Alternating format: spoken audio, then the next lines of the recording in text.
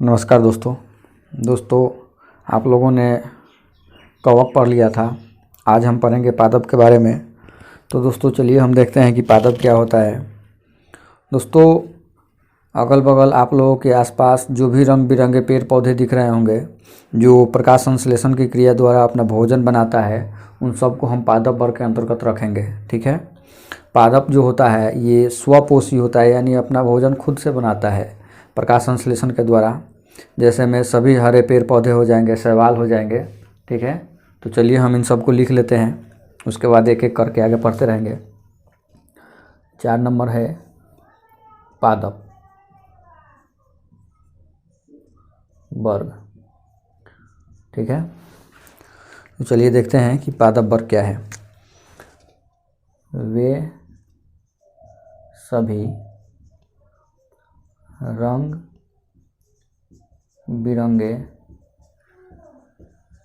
पेड़ पौधे जो अपना भोजन प्रकाश संश्लेषण द्वारा बनाता है। ठीक है। उसे पादप वर्ग कहते हैं। ठीक है। आपको पता चल गया कि पादप वर्ग क्या है। वे रंग बिरंगे जितने भी पेड़ पौधे हैं जो अपना प्रकाश संश्लेषण के द्वारा भोजन बनाते हैं, उन सबको हम पादप वर्ग के अंतर्गत रखेंगे। ठीक है। आगे लिखते हैं कि पादप वर्ग को स्वपोषी वर्ग कहते हैं। ठीक है। एग्जाम्पल में हम देखते हैं कि सभी हरे पेड़ पौधे, जितने भी हरे पेड़ पौधे हैं सब पादप के अंतर्गत आएंगे। एक और हो जाएगा शैवाल। शैवाल भी आप लोगों ने पानी में देखा होगा। जो पानी बहुत पुराना हो जाता है, गंदा हो जाता है, सड़ने लगता है, उसमें जाला जैसा शैवाल हरा हरा हो जाता है, वो शैवाल है। वो भी प्रकाश संश्लेषण के द्वारा अपना भोजन बनाता है। ठीक है। तो ये हुआ पादप वर्ग। अब हम देखेंगे जंतु वर्ग के अंतर्गत। जंतु वर्ग के बारे में देखेंगे। जंतु वर्ग। ठीक है। एनिमेलिया।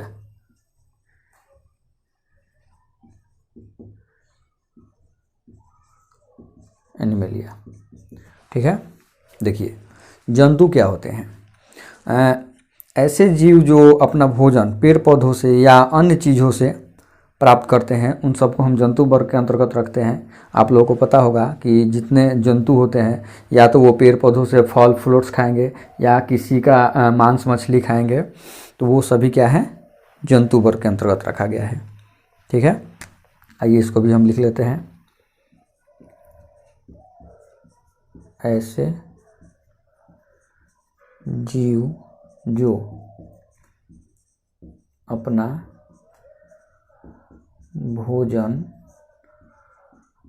पेड़ पौधों से या अन्य जीवों से प्राप्त करता है। ठीक है। उसे जंतु वर्ग के अंतर्गत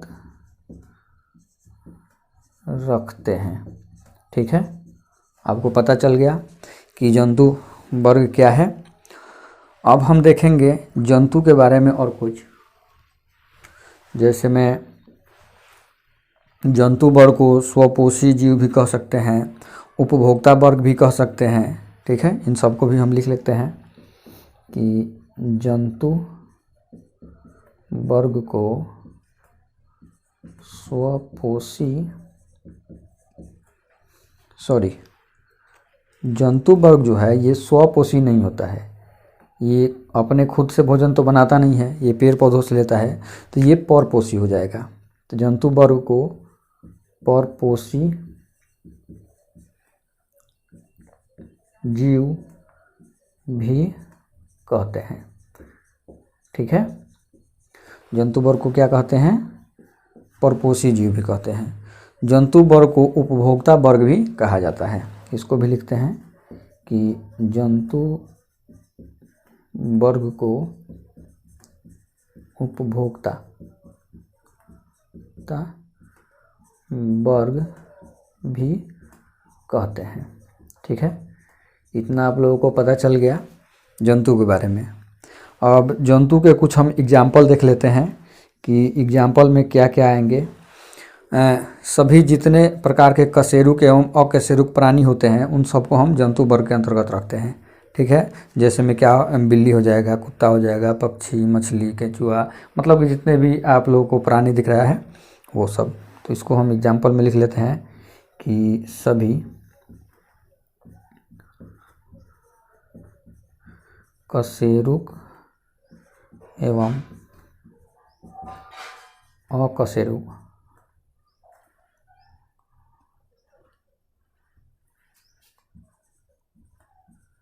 अकशेरुक प्राणी,